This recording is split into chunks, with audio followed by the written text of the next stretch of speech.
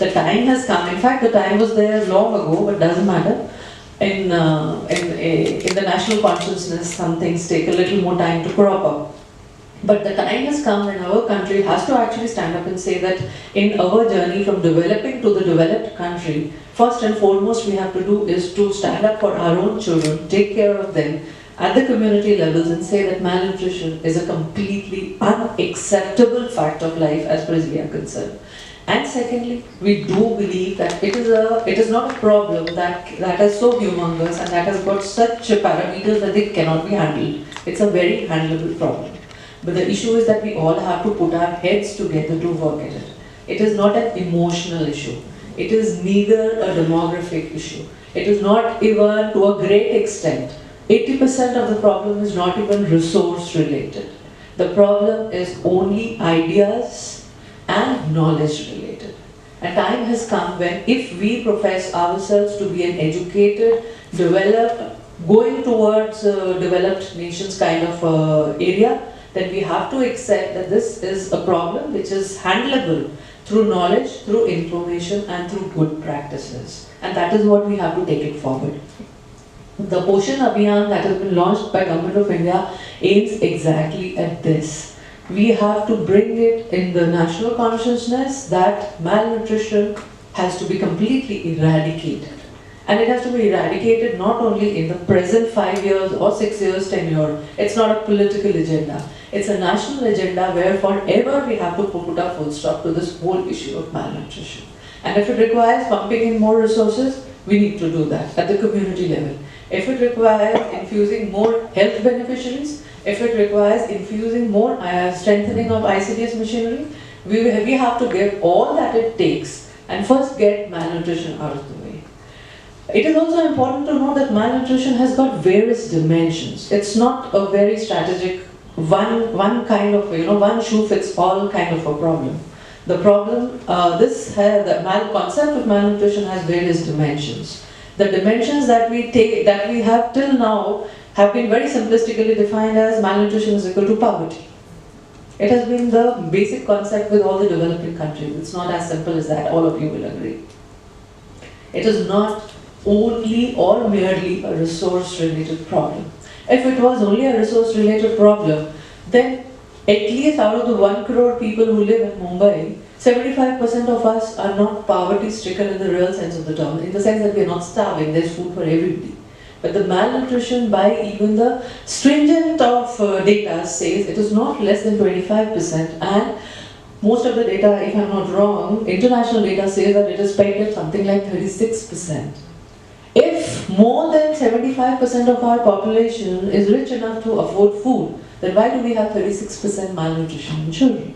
Unexplainable. Are we not taking care of our children? Is children not a priority with us? These are not the sociological concepts that anybody sitting in the room would agree. In the families, children are always a priority. And if children are a priority, then why are they in the malnutrition category? These are the questions that we have to address, one issue. Second issue that I want to highlight is that the terrain or the place where people live also has a great bearing on malnutrition. Rural malnutrition has its own dimensions. It might be non-filtration of proper knowledge in those particular areas where we have not been able to penetrate with the best of ideas as to how to take care of children. In some cases, although I don't like to admit it, but in some cases it might be that the health and the ICDS machinery has not penetrated into the deepest part where we should have reached. It is possible. But in urban areas, it is much more complicated and much more diverse.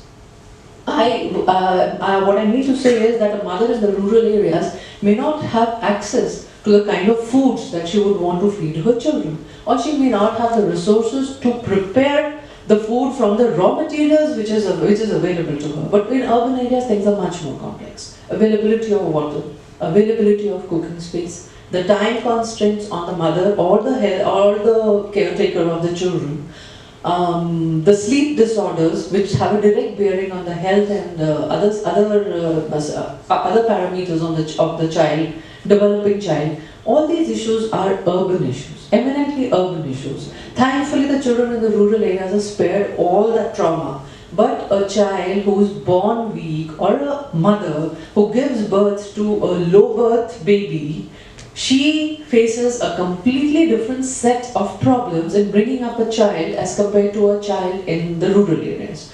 In the rural areas, there is still a possibility that she will be approached by an Anganwadi worker, she will be approached by the Asha worker, she will be approached by health functionaries, because every village has minimum 4 to 5 health functionaries. What happens in the urban areas, in urban slums? Health functionaries reaching out door to door is a sparse phenomenon. Even in a city like Mumbai, it's a sparse phenomenon. Many a time, the movement in the slums is so fast. People are here for a couple of months, they're somewhere else for a couple of months. The kids travel with the family, 9 months here, 10 months there, 1 month here, 5 months there, and the child is nowhere. And it is not in the health network of any organization, whether it is the corporation, whether it is the government, whether it is any private hospital also. It's very difficult to track those children. Apart from that, the kind of water, where they are drawing the water, what quality of water is being given to the child, how much of care is being given to the child, and if in the urban areas, if the mother is servicing 2 to 3 houses and then she has to take care of her own household, how much time and energy is she spending on the child? And if in case the resources are available, which I see a lot happening in Mumbai, if the resources are available, how much of the resources and what kind of food the child is feeding himself on? Biscuits, noodles, Maggi, plain bread, not even butter. These are the kind of foods which are filling lot of carbohydrates, unsaturated fats going in the child's system, but playing complete havoc with his digestive system and with his growing parameters. Lack of micronutrients. No eggs, no vegetables, no proper dal roti sabzi is being given to him at any point of time. These are the issues that are a major constraint in urban areas. And to make things even more difficult, what kind of sleep patterns, who are the caretakers, what is the socio-environment in which the child is growing up? All these issues ultimately have an impact on his mental and physical health.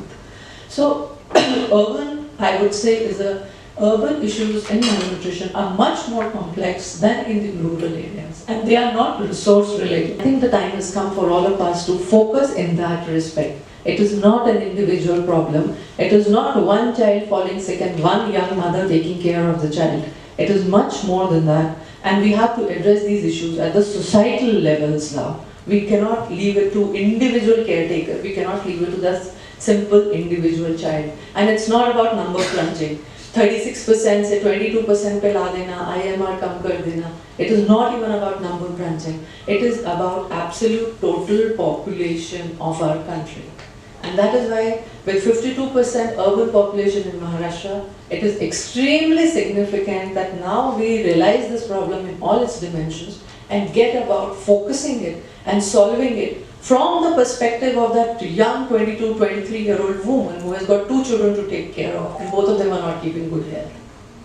We have to start moving at that level, and from there we have to think about a 15-year-old girl who's going to be married in 3 years' time, and then you have to think in terms of a 22-year-old who has to take care of 2 children apart from additional household works that she has to do. From that perspective, we have to move on, and I think it is possible for us to handle this problem within a definite time frame, and I'm extremely optimistic that this time frame doesn't have to be very long time. It has to be 2 years, 4 years, 5 years. It doesn't have to be very long. What I mean to say is essentially a child who is yet to come into this world today, from that level if we begin, then we can actually in one generation we can make a very significant impact, if not a total impact. I am optimistic to that level because I think it is a very solvable problem. I solicit the interest, also the participation of all of you. All of you are already working very heavily in this sector. My great appreciation and thanks to all of you. And I really wish that all of us come together and bring, now that the whole country and the nation is focusing on this issue, we might make the best of this opportunity and once and for all take the problem heads on and solve it completely.